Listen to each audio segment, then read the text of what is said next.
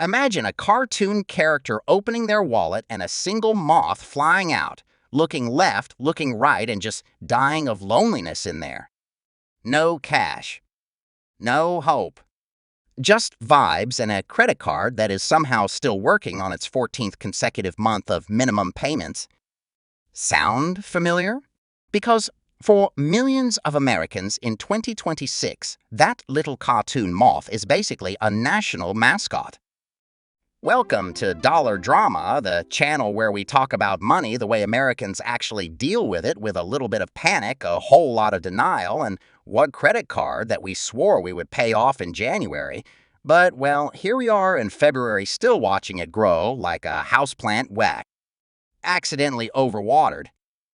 I am so glad you clicked on this video today, because what we are about to talk about is equal parts hilarious and terrifying.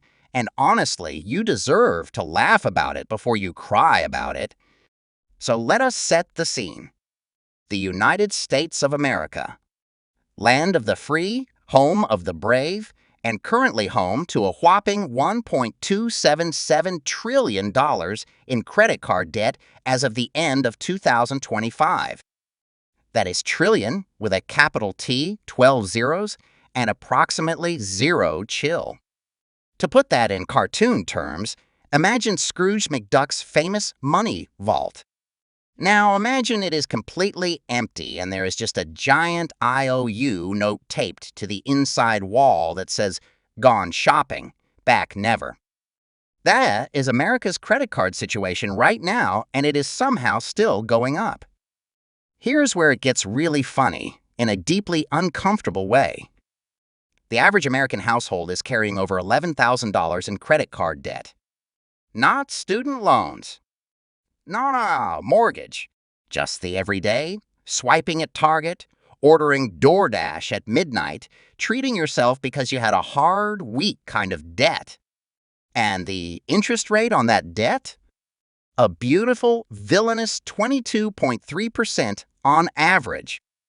So every time you carry a balance and choose not to pay it off, the credit card company is basically doing a little happy dance in their office and sending you a fruit basket made of fees.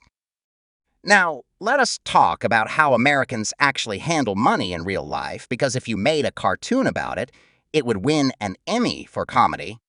Scene 1, payday. Our hero gets their paycheck, feels rich for exactly 45 minutes, pays the rent, looks at what is left, and immediately goes to Starbucks to cope. Scene 2. The credit card statement arrives. Our hero stares at it the way you stare at a spider on the wall, frozen, horrified, unsure if the right move is to deal with it or just pretend it is not there. Scene 3. Minimum payment. Our hero pays the minimum, tells themselves it is a strategy, closes the app, and does not open it again until next month. Repeat forever. This is not a joke we made up. According to surveys, nearly half of Americans who have credit card debt have been carrying that same balance for at least a year. Almost half. That is not a balance at that point. That is a roommate. And look, this is not about shaming anybody, because the truth is the system is genuinely stacked against regular people. Credit card interest rates have gone from around 16% in 2020 to over 24% in early 2025. That means if you were struggling before, you are now struggling with extra steps and a higher bill. Inflation made everything more expensive.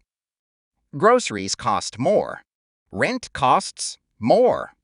Everything costs more. And while wages did go up during this period, they did not go up fast enough to make the discomfort go away. So people did what people do when the wallet is empty, but the needs are real. They swiped the card and figured they would deal with it later.